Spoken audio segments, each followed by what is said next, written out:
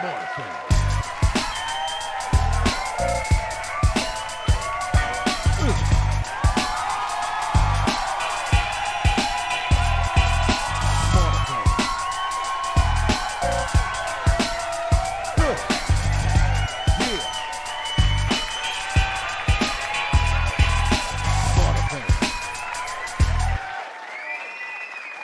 Everybody, welcome to another segment of Smarterfan podcast, where we bring you behind the veil of sports, business, and life. I'm Joe, and this is Barry. What's going on, Barry? Joe, it's all good in the neighborhood. How you feeling, my friend? Oh, I'm feeling just fine. Good. Good. All right. So, as you know, this week we lost another icon, Willie Mays.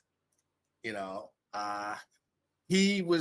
just had so many accolades and too many to talk about. So, but I'm going to start off by saying that he started with the Negro Leagues and he played for the Birmingham Black Barons, and he played for them from 48 to 50, and then in 50 he was signed by the Giants, and then they brought him up in 51, and he made Rookie of the Year. Yeah, and went to the 51 World Series where they met the Yankees. And Mays, Hank Thompson, and Monty Irvin comprised the first all-black outfield in Major League history in Game 1. So that, like I said, that was saying something right there, It's amazing. Yeah. He was the National League MVP in 54, and he led the Giants to their first title before they moved to the West Coast. And 57 was the first year that they had the Gold Glove Award, and he won the first of his 12 in a row. Yeah, he just did it all, And in 62, that he saw the Giants. The Giants played the Yankees again in the World Series, and he was the first black team captain of a major league team, and he won his second MVP in 65. In 70, he was named 60s Player of the Decade. In 72. He went back to where it all started for him. He was traded to the Mets, and he made his last World Series appearance in 73 against the A's, and then he retired. But the man, he made 24 All-Star appearances. He batted .301, had 3,293 hits, and he hit 660 home runs. I mean, he was the classic five-tool player. So, and unfortunately, he passed away this past Tuesday at the age of 93. Oh, wow. Rest in peace, say hey, kid. Wow. So, yeah. So, what's going on with the UFL? Well, I think they have they merged. They've gotten the finances straight, and it looks like it's taken a while going back all the way to the USFL. I think they finally got the right mix to create another league. They got a good product. It looks competitive.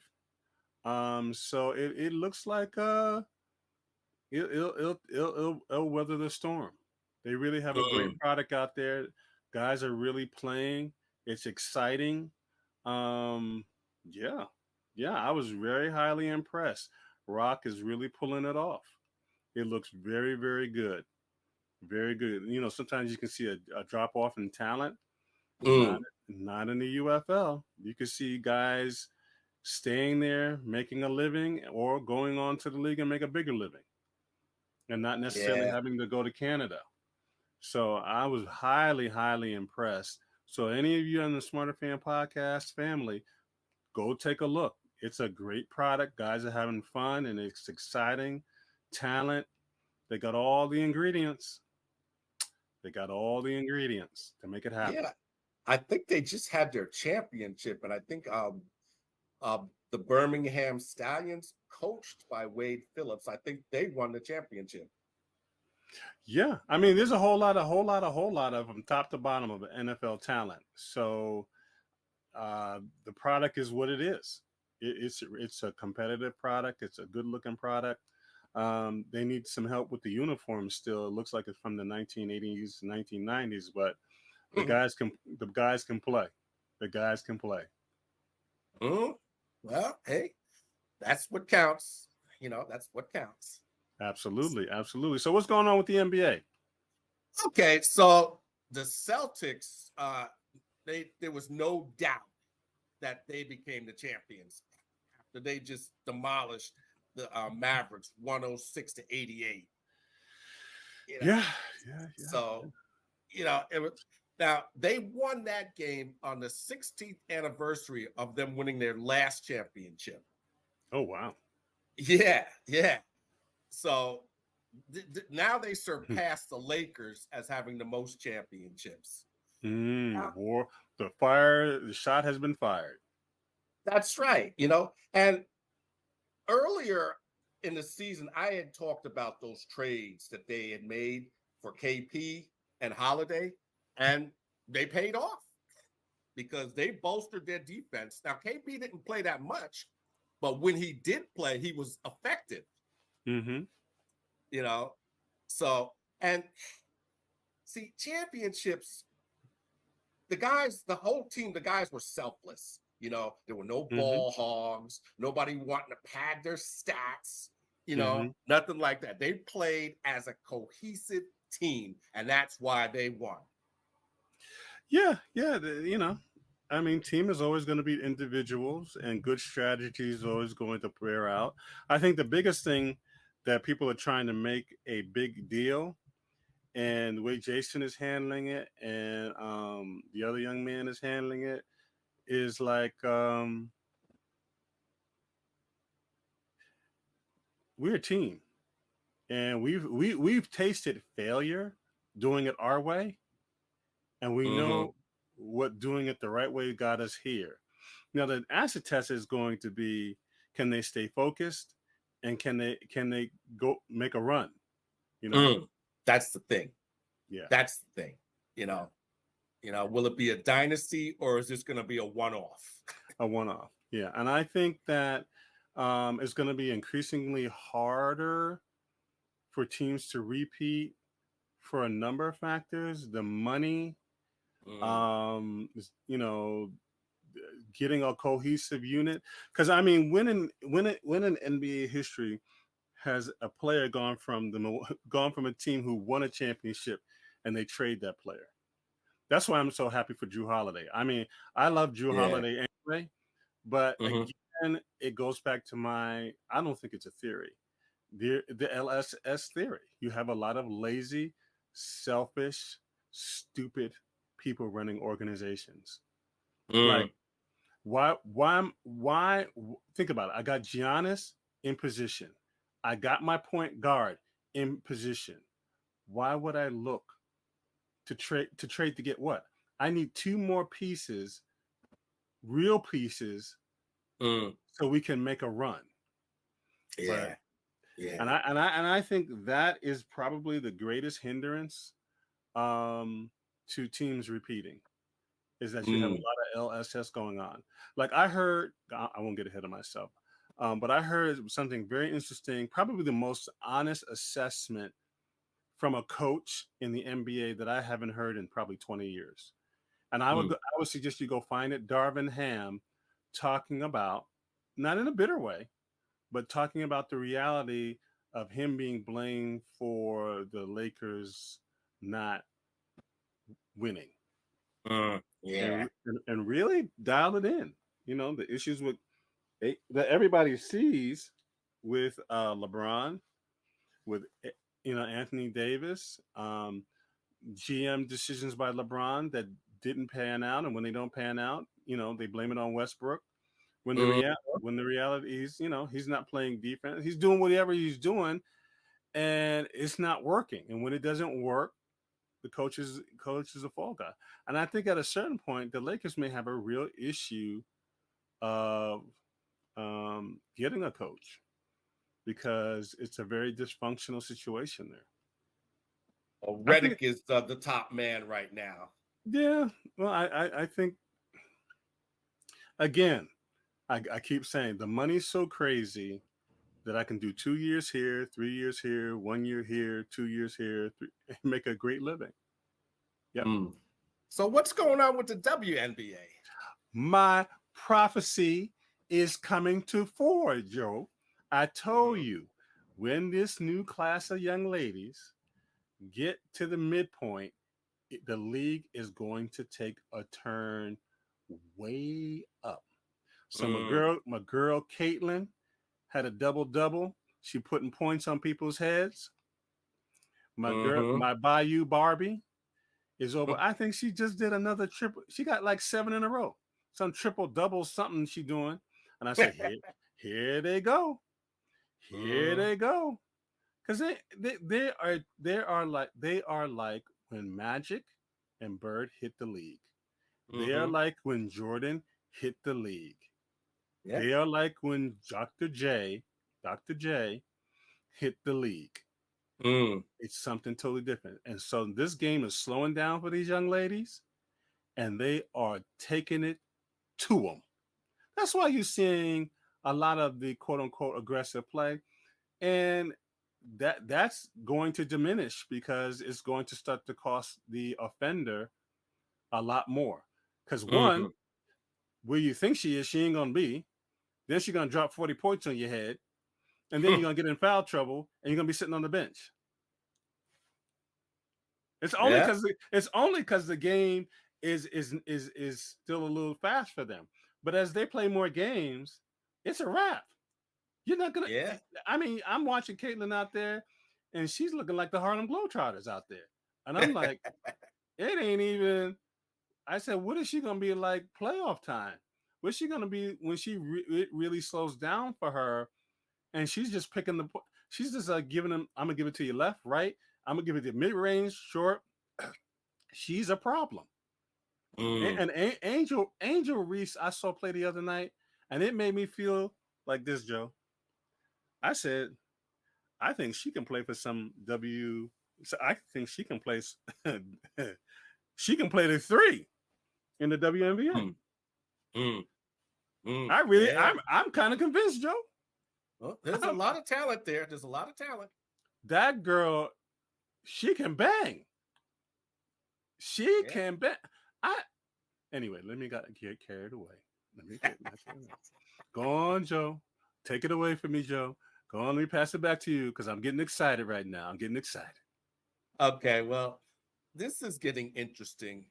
We might see a border war between the state of Kansas and Missouri Mm. because the Kansas lawmakers they just approved a plan to try to lure the Chiefs and the Royals across the border to Kansas. Ain't gonna happen. Okay. Well, here's the thing. Now, the Chiefs and the Royals, their complex, they have a lease until 2031. But Mm-hmm.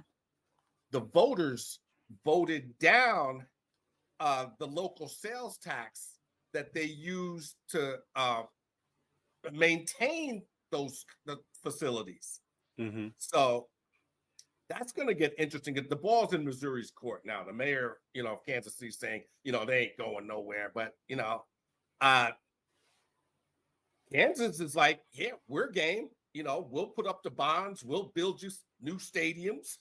You know, Yeah. and they said that 70% of the bonds would go to each stadium, and then the rest would come from sports betting and sales and alcohol tax and state lotteries. Mm-hmm. So they already have a plan to pay for all of this stuff. You Mm-hmm. know, it's just and the only thing they have to do now, the governor just has to sign the deal, Mm-hmm. and then they can go ahead and see if they can try to lure those two teams over the border. So Anything's possible. Money makes anything possible. Well, that's the thing. You talk about leverage. This is a perfect example of leverage. Yeah, yeah. The Hunt family will just get richer. Oh, no doubt, Yeah, no doubt. which I ain't mad You know, at, but but I don't know. The other question is, I don't know if they have fans like they have in Kansas City, bruh. The Kingdom is no joke. The mm, Kingdom is no joke.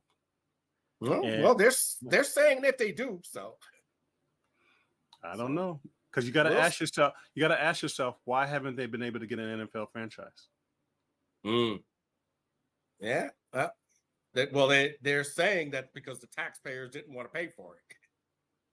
So, Yeah, that's how it tends to go that way. and now they're saying that they're willing to do that. So Okay, we'll see. interesting, We'll see. interesting, interesting. Money Now, makes the world go around. Yes, sir. yep. Speaking of money, Dak Prescott. Okay. Uncle Jed is still on the fence about what to do with Dak. Okay. You're gonna do what he did last time. Make Yeah, him play. that's what I'm Make saying. him play. Yeah, you gotta make him play up to his contract. That's all. Right. But the last time he waited, it cost him 160 million and a no trade clause and a no tag clause. So, and You know Uncle Jed don't do good deals. You know I he know, don't. He- I know. And here's my thing though. Dak has won 2 playoff games in 8 years. Mhm. As far as I'm concerned, he hasn't earned that money. Is it? You know, Go ahead. I mean, Patrick Mahomes, okay, he's gone 5 Super Bowls, won 3. Mhm. He's earned his money. I'll even Mhm. go as far as to say Jared Goff. He earned his money because he took his team to a Super Bowl and he was in the NFC Championship last year. So they gave him a raise. But what has Dak done except be a compiler, as far as I'm concerned? Well, I think that and I hear you. I think what confuses a lot of things is 50% of the teams in the NFL's quarterbacks ain't really aren't earning haven't earned their money.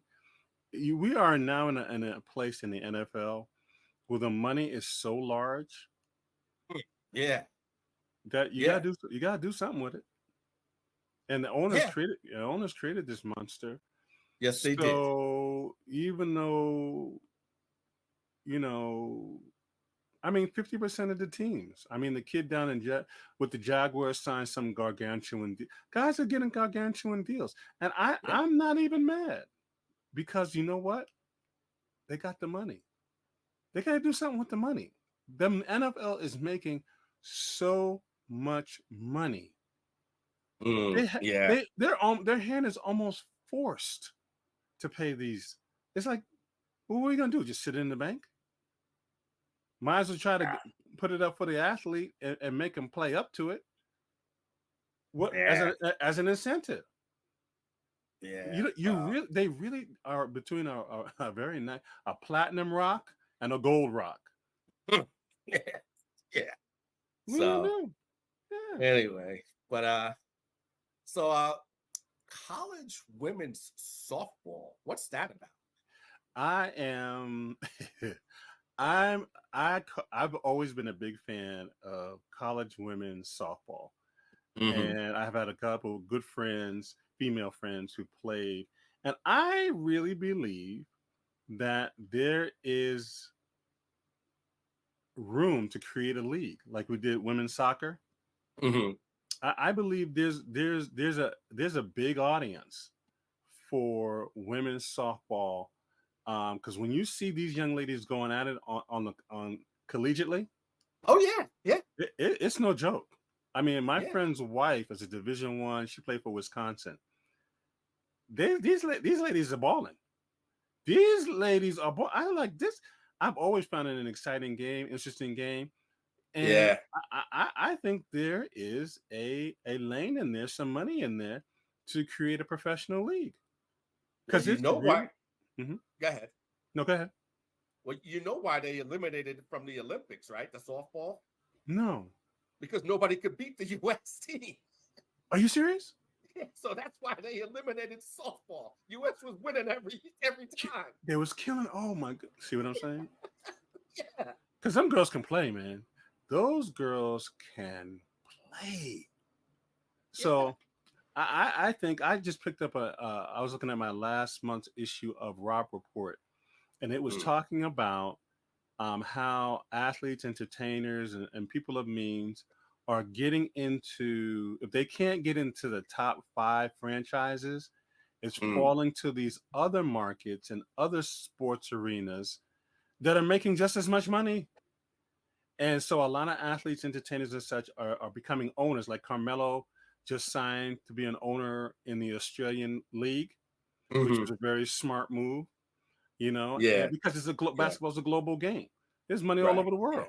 And now you have and I was you have NBA Africa and NFL Africa, Right. Yeah. Yeah. which is huge because you look at it as, I mean, African players have been in the league, in both those leagues, probably going back to the 80s, right? The Yeah. Nigerian Nightmare out of Kansas Uh-huh. City, right? Mm-hmm. Uh, Mm-hmm. Akeem Olajuwon, right? Yeah. So they've been there. So Oh yeah. there's a great opportunity for to get ownership in these global franchises. So I think there's an exciting time to become an owner and do some unique things. Being an owner of a franchise, um, and being involved in the community and building stadiums, giving jobs, giving opportunity on and off the field. Because sports is a great driver to a lot of things on and off the field. Is Yeah. Yeah. so I'm a big fan of that, and it's exciting to see. And maybe next week I'll talk more about that article. Um, because there's a lot of money to be made. I mean, if you're a soccer player and you're making a couple $1 million, 50, 40, $30 million, I mean, there's only so many cars, houses, and clothes you can buy. Yeah. What else Yeah. you gonna do? What else you gonna do with it? You know what I Mm. mean? You know what I'm Yeah. saying? You're like, Yeah. oh my goodness, not another check. And you're like looking at $20 million going like, well, what am I supposed to do with this? I ain't got nothing else to do. I bought the houses. You see what I'm saying? So guys are like, I need to buy something, an asset. I got all this Mm. money. It doing me no good just sitting in the bank. Let me go buy an asset. See what I'm saying? Yeah. For a So change. yeah, well, hopefully you gotta smarten up at some point, figure out the Hmm. game. And would you tell your guy, I think his name is Wright, who plays for the Boston Celtics, he makes enough money to go get his dental fixed? Because make a call, Joe. Because I'm looking at this guy and I'm going, huh? Why your teeth look like that, bro? The NBA has a medical plan. Mm. Why your teeth look like that? So Have crazy you ever stuff. seen Have you ever seen a hockey smile? Well, at least they're not there. But I mean, anyway, I ain't gonna dog my man. Just get that dental work. Well, as much as they fight in hockey, I'm surprised anybody got any teeth. I don't know. Them guys, unbelievable, Mm. unbelievable. Wow. But next week I'm also going to talk about stadiums and these seats, these front row seats, and these lounges they've created. So definitely, it's very interesting what's happening. So now, as a fan, you almost, like places like Miami, you can go to the lounge and not even see the game because Mm. it's like being in a club. Or you can go to, Yeah. it's a very interesting phenomenon of what they've created with these VIP lounge experiences at the game, Oh yeah. on and off the floor. So we'll definitely talk more about that next week. Definitely. Absolutely, absolutely. So there are a Definitely. lot of exciting things happening, and definitely with WNBA, the ladies are playing the NBA, and I just got to say this in light of for Drew Holiday, what a champion's champion for a guy. Think of this scenario: is playing for the Pelicans, gets traded to the Blazers. Wife comes down with cancer, Mm. decides to step away, gets traded Mm. to the Milwaukee, wins the championship, gets traded from them, wife still going through her medical treatment, gets traded, lands with the Celtics, and wins again. And she's all healed up. Hey. Nice story. Life is good. Life is good. All right, my friend. Hey, as we say at Smarterfan Podcast family, stay in the game. See you next week. All right. Have a good one. Smarterfan.